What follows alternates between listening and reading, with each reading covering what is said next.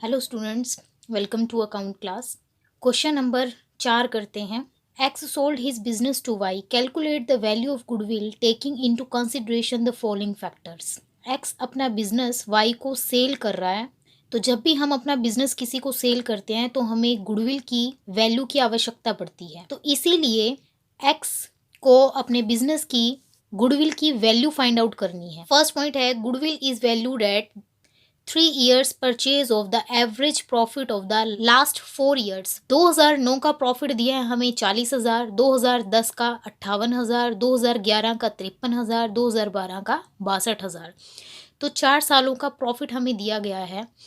Second information है, abnormal loss of 2000 due to theft has reduced the profit of the year 2009। तो 2009 में चोरी के कारण 2000 का लॉस हो गया है और वो लॉस 2009 के प्रॉफिट में से घटाया गया है। तीसरा पॉइंट है, profit for the year 2010 include abnormal profit of 4000। 2010 के प्रॉफिट में 4000 का एबनॉर्मल प्रॉफिट इंक्लूड है। फोर्थ इंफॉर्मेशन है, a speculative and lottery profit of ₹5000 was receive during the year 2011 which was included in that years profit.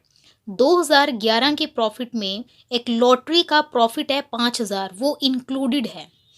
Fifth information है, profit of the year 2012 were reduced by 10,000 on such a machinery which was destroyed by fire during the year। Profit में 10,000 का एक loss घटाया हुआ है जो machine में आग लगने की वजह से हुआ था। पिछले वीडियो में जो हमने एवरेज प्रॉफिट मेथड का क्वेश्चन सॉल्व किया था वो एक सिंपल सा क्वेश्चन था।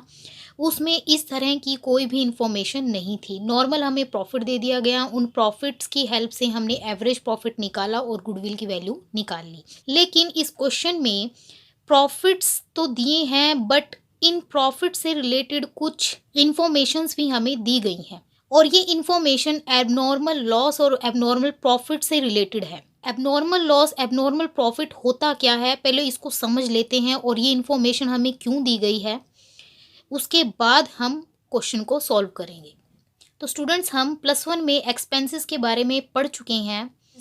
एक्सपेंसेस की कई कैटेगरीज होती हैं, उनमें से एक कैटेगरी है operating expenses and non operating expenses.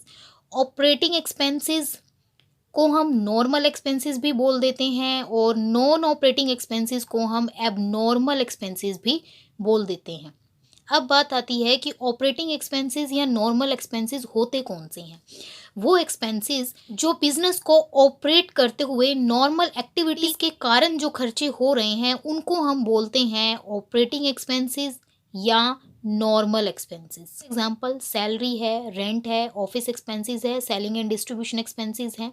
इन सब को हम ऑपरेटिंग एक्सपेंसेस बोलते हैं और इन सब को हम प्रॉफिट एंड लॉस अकाउंट में डेबिट की तरफ नोट करते हैं। अब नॉन ऑपरेटिंग एक्सपेंसेस कौन से होते हैं? वो एक्सपेंसेस जो बिजनेस को ऑपरेट करते हुए नहीं हो रहे हैं, जो बिजनेस की नॉर्मल एक्टिविटीज के कारण लॉस नहीं हो रहे हैं, वो एक्सपेंसेस अचानक से बिजनेस में हो जाते हैं। For example, loss due to fire, loss due to theft.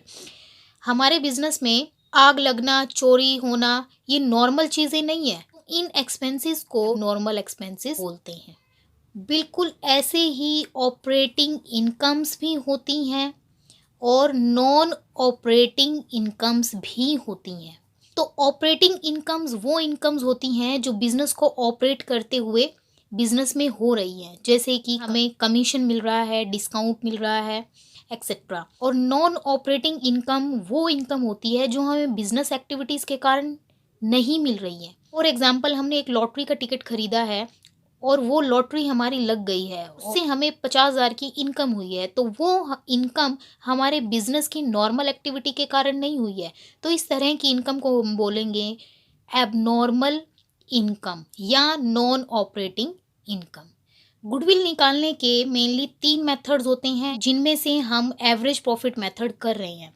तो एवरेज प्रॉफिट मेथड की हेल्प से हम गुडविल निकाल रहे हैं। तो गुडविल निकालने का फॉर्मूला होता है average profit into number of purchase year.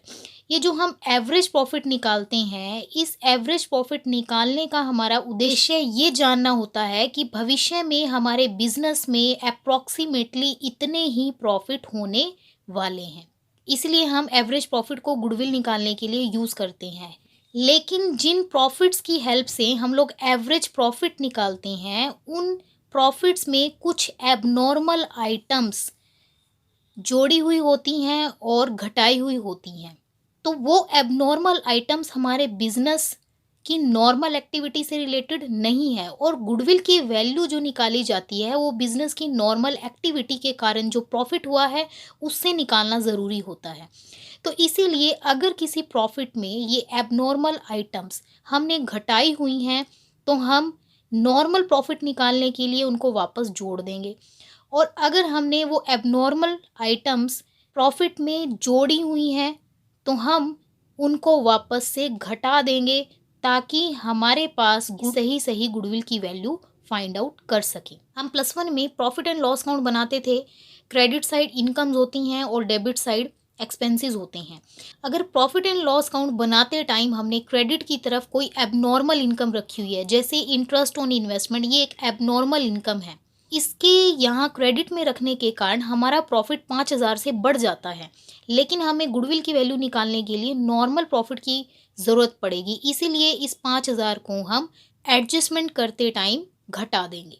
बिल्कुल ऐसे ही डेबिट की तरफ हम सभी नॉर्मल और एबनॉर्मल एक्सपेंसेस को रखते हैं, और अगर हमने किसी एबनॉर्मल एक्सपेंसेस को डेबिट की तरफ रखा है, तो वो क्या कर देता है, वो हमारे प्रॉफिट को कम कर देता है।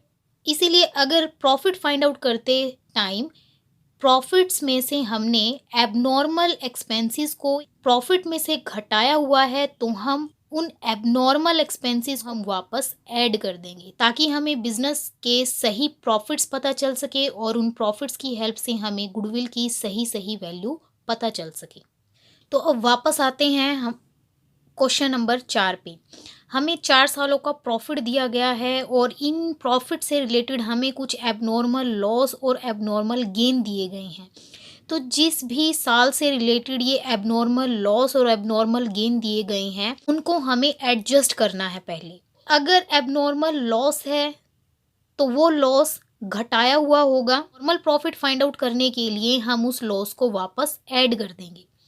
और अगर कोई एबनॉर्मल प्रॉफिट दिया गया है हमें, उस प्रॉफिट को हमने जोड़ा होगा, तो नॉर्मल प्रॉफिट निकालने के लिए हमें वो प्रॉफिट माइनस करना पड़ेगा, ताकि हमारे पास सभी नॉर्मल प्रॉफिट्स आ सकें, और उन प्रॉफिट्स की हेल्प से हम लोग बिजनेस की गुडविल की सही सही वैल्यू हम निकाल सकें।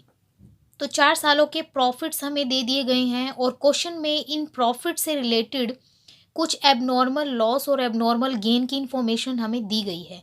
तो जिस साल से रिलेटेड एबनॉर्मल लॉस या एबनॉर्मल गेन है, उसको हम उसी साल में से घटाएंगे और जोड़ेंगे। तो सेकंड पॉइंट में, तो 2009 के प्रॉफिट में से इन्होंने एबनॉर्मल लॉस 2000 को घटाया हुआ है, तो घटाया हुआ है तो हम उसको वापस जोड़ देंगे। इसलिए 2009 के प्रॉफिट में हमने वो एबनॉर्मल लॉस वापस जोड़ दिया है। पॉइंट में 2010 के प्रॉफिट में एक एबनॉर्मल प्रॉफिट ऐड है 4000। 2010 के प्रॉफिट को बढ़ा दिया होगा, इसीलिए हम उसको लेस कर देंगे। तो 2010 के प्रॉफिट में से हम तो जो एबनॉर्मल प्रॉफिट है 4000 का, उसको हम माइनस कर देंगे। फोर्थ पॉइंट है, 2011 के प्रॉफिट में एक लॉटरी से प्रॉफिट हुआ है 5000 का, और वो हमने 2011 के प्रॉफिट में ऐड कर दिया है। तो ये एबनॉर्मल प्रॉफिट है, तो इसीलिए इसको हम माइनस कर देंगे। तो 2011 के प्रॉफिट में से हम जो 5000 का एबनॉर्मल प्रॉफिट है, उसको हम माइनस कर देंगे, ताकि हमारे पास नॉर्मल प्रॉफिट आ सके। नेक्स्ट है, 2012 में एक मशीन के जलने के कारण 10,000 का नुकसान हो गया है। तो loss due to fire abnormal loss होता है, और उस लॉस को इन्होंने घटाया हुआ है, तो हमें इसको वापस ऐड करना पड़ेगा। 2012 के प्रॉफिट में 10,000 का एबनॉर्मल लॉस है, उसको हम वापस जोड़ देंगे। तो इस तरह से दी हुई इंफॉर्मेशन की हेल्प से हमें एबनॉर्मल लॉस और एबनॉर्मल प्रॉफिट को प्लस और माइनस करके हमें एडजस्टेड प्रॉफिट्स निकाल लेने हैं। तो 2009 का एडजस्टेड प्रॉफिट आ गया हमारा 42,000। ऐसे ही 2010 का एडजस्टेड प्रॉफिट आ गया हमारे पास 54,000। 2011 का नॉर्मल प्रॉफिट आ गया हमारे पास 48,000। ऐसे ही 2012 का नॉर्मल प्रॉफिट आ गया हमारे पास 72,000। अब ये जो प्रॉफिट्स आए हैं हमारे पास, इन प्रॉफिट्स की हेल्प से हमें एवरेज प्रॉफिट निकालना है और गुडविल की वैल्यू निकाल लेनी है। तो एवरेज प्रॉफिट का फॉर्मूला होता है total of all profits divide by number of years.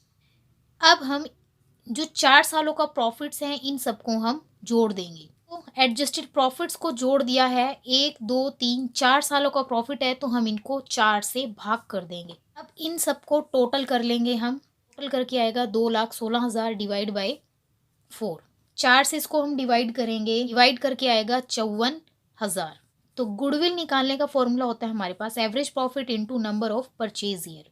Average profit आ गया हमारे पास 54,000। नंबर ऑफ परचेज ईयर हमें बुक में दिया है 3 ईयर परचेज। तो गुडविल की वैल्यू आ गई हमारी 1,62,000। तो अगर आपको गुडविल निकालने के लिए प्रॉफिट्स दिए हैं और उन प्रॉफिट के साथ आपको एबनॉर्मल लॉस और एबनॉर्मल प्रॉफिट्स की कोई इन्फॉर्मेशन दी है तो आपको उन सबको एडजस्ट करके पहले नॉर्मल प्रॉफिट निकाल लेना है और फिर नॉर्मल प्रॉफिट की हेल्प से आप एवरेज प्रॉफिट निकालेंगे और फिर उस एवरेज प्रॉफिट की हेल्प से आप गुडविल की वैल्यू निकालेंगे। उम्मीद है कि आपको क्वेश्चन नंबर 4 क्लियर हो गया होगा।